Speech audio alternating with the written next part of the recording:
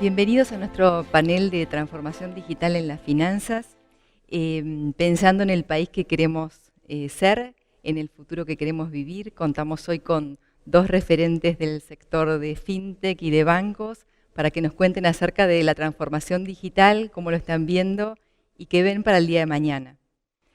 Lo cierto es que yo intuyo, y seguramente muchos intuyen, que vamos a un sector donde vamos a profundizar más en servicios digitales, pero sé que no necesariamente implica inclusión financiera. Inclusión financiera es mucho más, son servicios como los que prestan ustedes y seguramente otras compañías que brindan servicios de ahorro, de transferencias, de créditos, de seguros, de inversiones, y que los prestan responsablemente y los recibe una demanda que los usa para mejorar su calidad de vida. Y en ese sentido, bueno, en Argentina tenemos más de 10 millones de personas fuera del sistema financiero. En el mundo son casi 2.000 millones de personas. Y qué cosas que para nosotros son muy habituales, como es enviarle dinero a alguien, hacer un pago, tomar un crédito, les representan colas, tiempo, sobrecostos. Por eso, bueno, la importancia de la expansión de los servicios financieros. Y seguro que la pandemia, o mejor dicho, el confinamiento, nos dio un empujón en ese logro que queremos, pero falta mucho camino por recorrer, así que, bueno, quiero preguntarles a ustedes, y arranco por vos, Paula, los 7 meses de confinamiento, ¿cómo afectaron al negocio de ustedes? Bueno, Ingrid, antes que nada, un placer estar hoy en este ratito de charla. Fueron 7 meses raros, ¿no? Creo que fue un año que nadie se esperaba, una pandemia que llegó con poco tiempo de anticipación, poco tiempo de adaptación. Creo que como lo vivimos puertas adentro, de cara a nuestra empresa, fue fácil, fue una adaptación de una empresa que nació ya con génesis digital, pero sí hemos visto cómo nuestras herramientas se transformaron en aliadas principales de gente que tuvo que pasar por esa adaptación, ¿no? Que tuvo que reinventar su esencia, su negocio. Hemos visto en estos 7 meses 76.000 pymes llegando por primera vez al mundo digital. Encontrar herramientas de saltar ese distanciamiento social, ¿no? Durante muchos meses el público no estaba.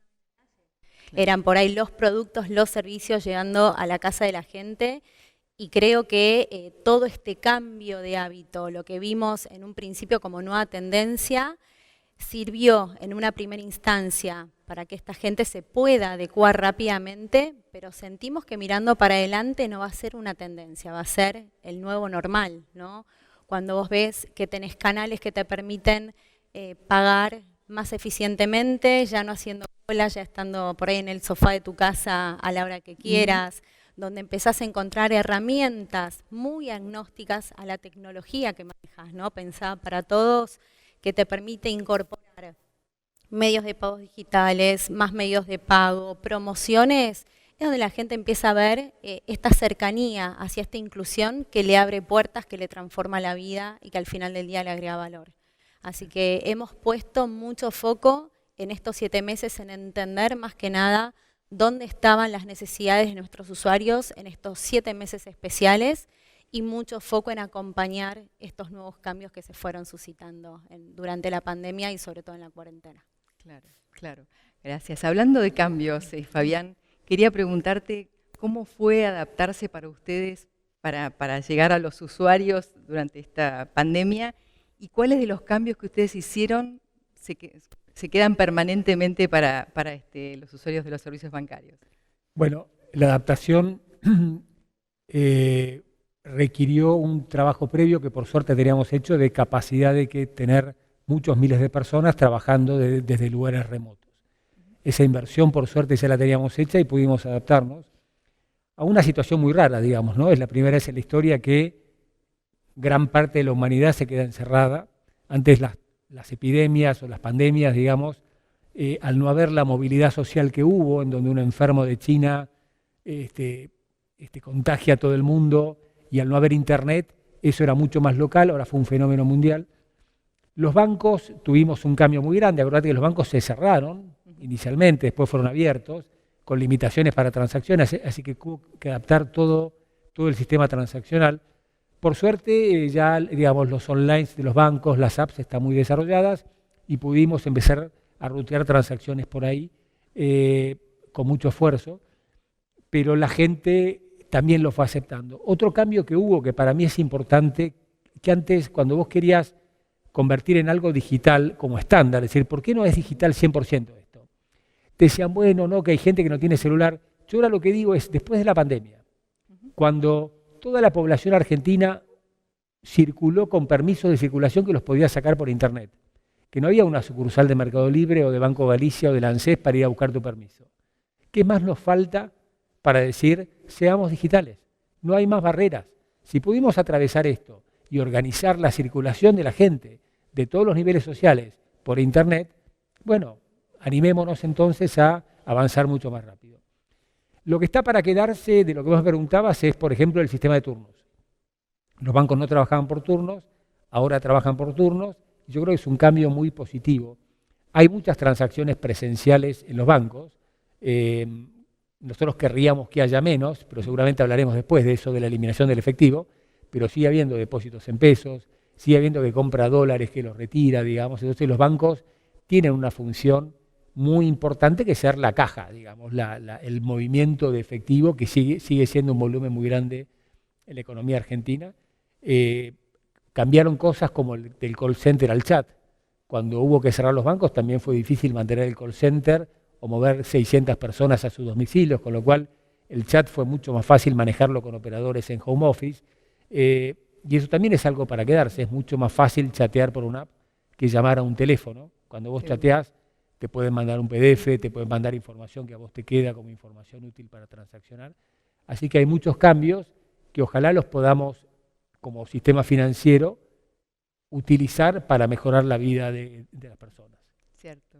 Hablabas de cambio y de transformación y me pregunto, un banco que tiene 114 años como es tu institución, ¿qué implica esto de la transformación digital? ¿Cómo es culturalmente abordar ese camino? Sí. Mira, nosotros empezamos hace 2 años con esto, le llamamos más agilidad como tendencia. Ajá. Esta tendencia nace a partir de la fintech, de los Mercado Libre. Bueno, Mercado Libre ya no es una fintech, es una gran empresa, pero empezó chiquito, como empezaron todas las fintechs en el mundo. Entonces, ¿qué eran las fintechs? Eran gente muy especializada, muy bien comunicada, con mucha agilidad, que básicamente lo que hacían era meterse en una partecita de la transacción financiera, hipotecas, pagos, etcétera, préstamos, y lo hacían un poco mejor para la gente, y más digital, y la gente lo empezaba a adoptar. A partir de ahí apareció una enorme literatura en el mundo de decir, bueno, cómo los bancos se transforman para ser ágiles. Hoy, si vas al Galicia, por ejemplo, tenés más de 1.900 personas trabajando en tribus, que a su vez tienen squads. Bueno, podemos hablar horas de esto, digamos, es la nueva organización. ¿Qué cambia? Y bueno, ya no es más la organización de que estaba el área de sistemas, el área de organización, el área de operaciones.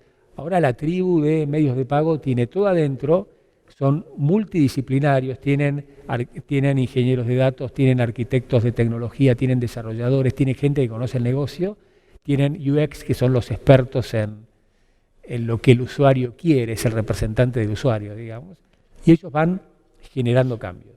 Lo que cambia es que van generando cambios cada 15 días, cada 3 meses. Entonces, en eso los bancos intentan parecerse a la fintech, intentan ser tan ágiles como la fintech. Perfecto.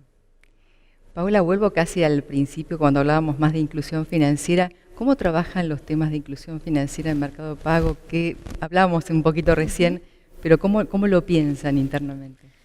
Mira, te empiezo contestando por la parte más aspiracional. Después vamos a lo pragmático, que es en qué ejes estamos concentrando los esfuerzos. Pero desde lo aspiracional a nosotros hay 2 palabras que siempre son las que nos resuenan, las que todos los días nos dan ganas de ir a trabajar, que básicamente es la palabra transformación y la palabra tecnología. Y como esas 2 cosas combinadas son las que generan valor para el usuario. Cuando pensás en transformación, es cómo traes innovación, cómo haces las cosas distintos, cómo pensás en impactar en la vida de la gente. Es agregarle valor, transformarle ese día a día, darle herramientas que al final del día, como vos decías, o porque no llegaban a tenerlas por otros lugares, o porque esto le hace la vida más fácil, les permite crecer, les permite cumplir un sueño. Y la tecnología fue siempre nuestra aliada. Creo que nosotros hemos nacido con ese ADN digital que Fabián comentaba. Para nosotros la tecnología es hoy lo que te permite estar en esa computadora individual que ya millones de latinoamericanos llevan consigo a todos lados, todos los días. Es la que te permite pensar experiencias de uso acordes a una pantalla de pocas pulgadas, ¿no? El pensar en un onboarding digital, en pensar en dónde ubicar un botón, que esa experiencia sea digerible en las pantallas que diseñás, es todo porque esa tecnología y este equipo de expertos te permiten diseñarlos.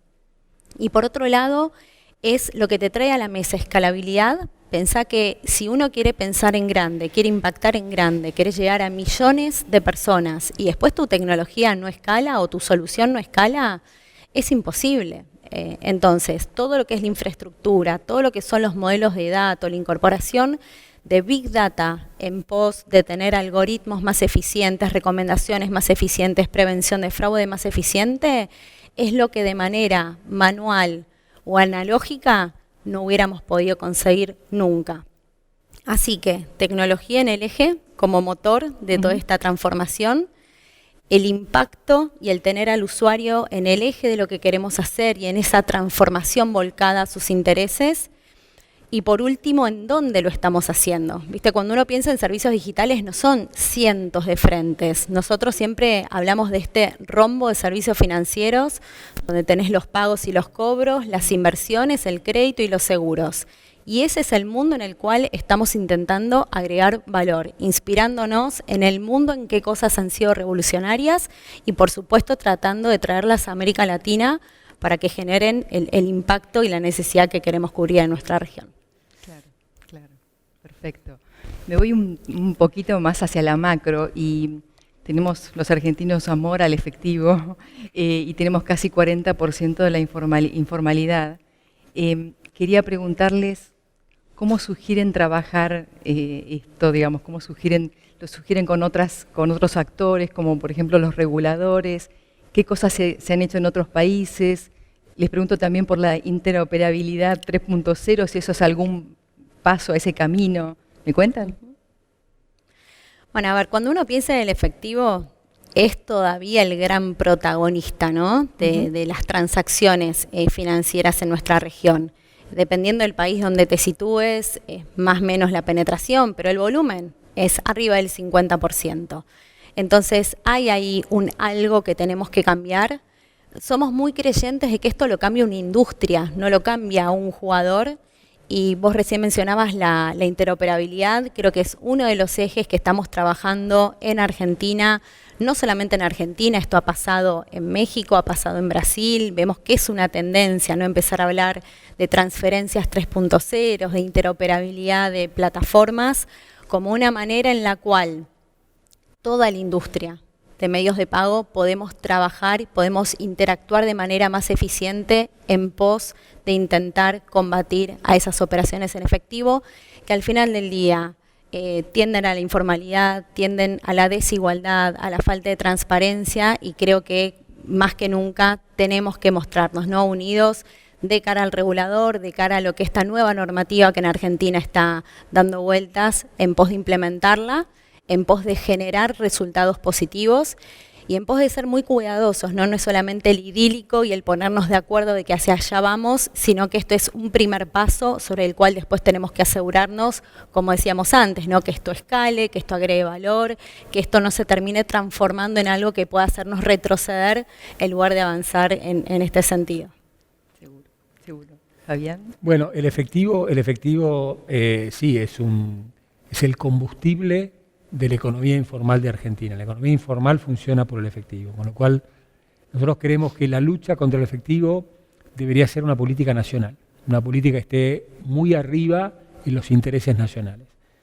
Si hubiera menos transacciones en efectivo, habría un enorme crecimiento de la recaudación, habría un enorme crecimiento del empleo en blanco, porque si los comerciantes reciben efectivo, pagan a sus empleados en efectivo, entonces se empezaría a generar un montón de beneficios para la gente y para el Estado en particular. Para que esto ocurra hay iniciativas, ahora el Banco Central está con una iniciativa que vos comentabas de transferencias 3.0, que nos parece que va en el buen camino. Ahora, para que esto funcione, además de la regulación, ¿qué tiene que haber? Tiene que haber sistemas robustos de procesamiento de esto, que es un tema que hablábamos antes de llegar, que es cómo hacemos para procesar millones de transacciones con sistemas robustos, con lo cual el tema tecnológico es un tema central. Hay un tema de incentivos. La gente usa un medio u otro por los incentivos que tiene. Y el incentivo es tanto para el comerciante. ¿Qué incentivo tiene el comerciante de usar un medio de pago electrónico versus efectivo? Si yo le pongo un montón de deducciones al medio electrónico y el efectivo es recibo toda la plata y encima probablemente pueda no pagar algún impuesto, y bueno, ahí tenemos un desbalanceo, con lo cual aparece este trade-off de decir, si yo le meto muchas retenciones, recaudo en el corto plazo, pero no crezco la base imponible en el largo plazo, con lo cual esto es por eso hablo de política de Estado, son discusiones que tenemos que tener. ¿Cuál es el incentivo para el comprador?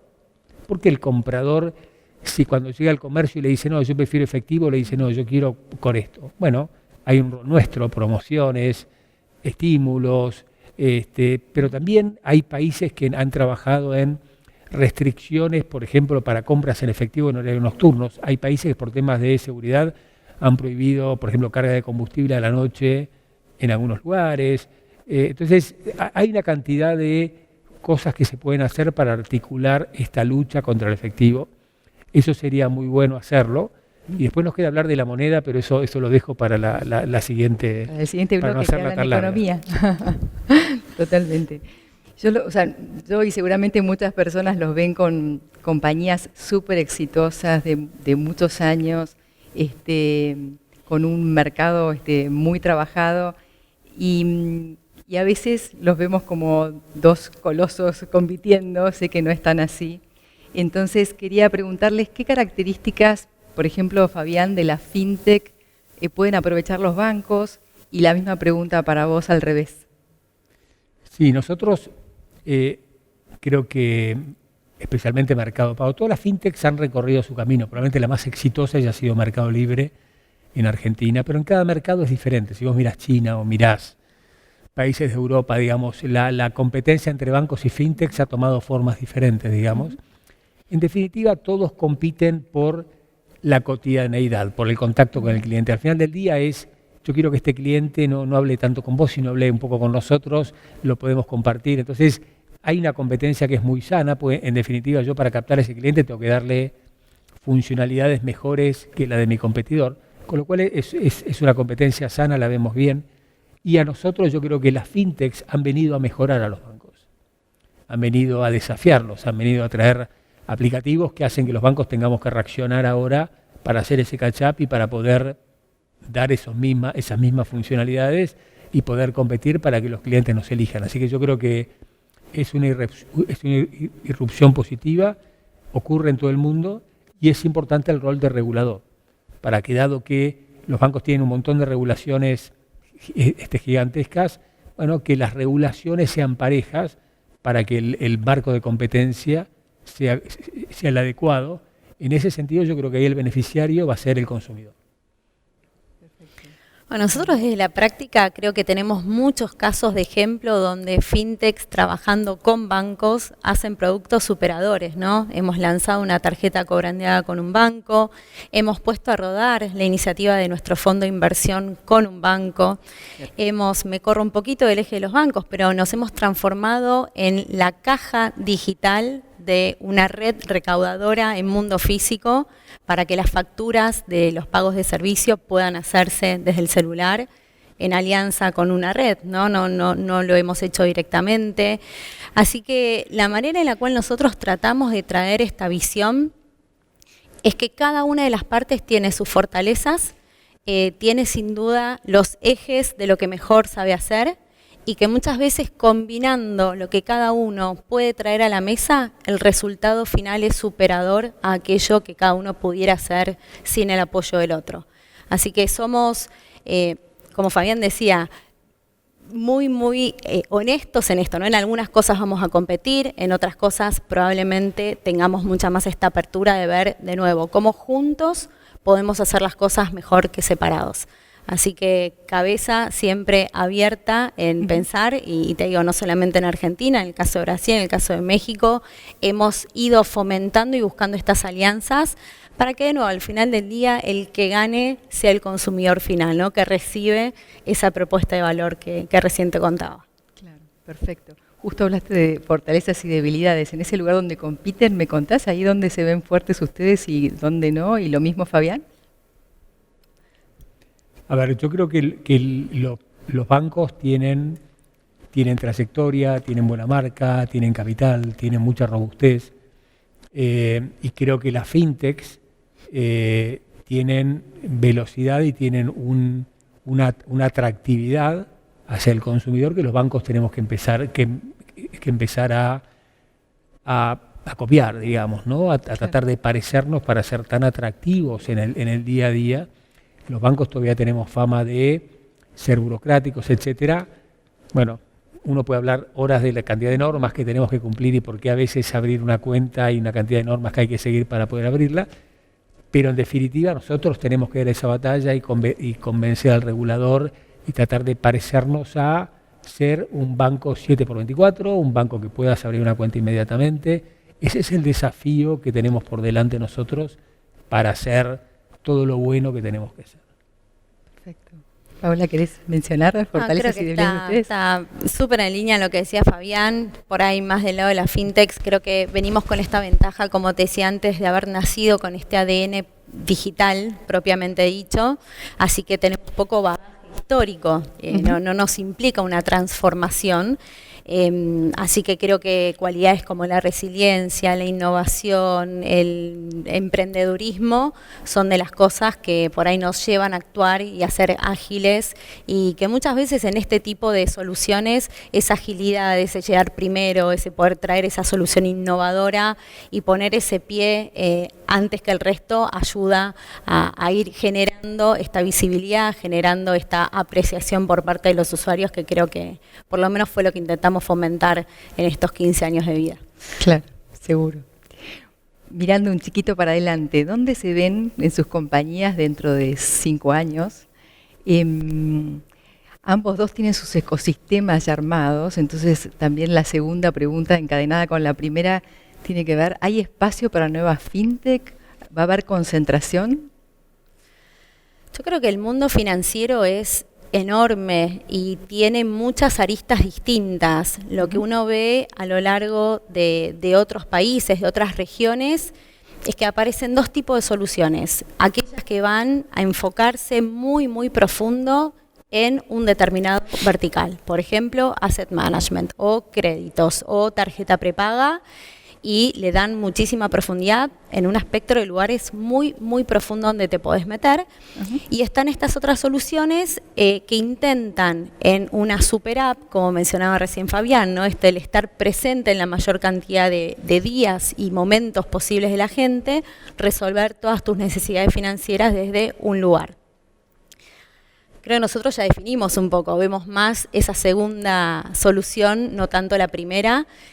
Así que creo que estos próximos 5 años vamos a seguir profundizando en ampliar los casos de uso de este rombo que te mencionaba antes, ¿no? Todavía hay infinidad de cosas por hacer en el mundo de los pagos, en el mundo de los créditos, en el mundo de las inversiones y en el mundo de los seguros. Así que creo que tenemos bien en claro cuáles son esos ejes, tenemos bien en claro a qué público le queremos hablar y desde dónde agregarle valor.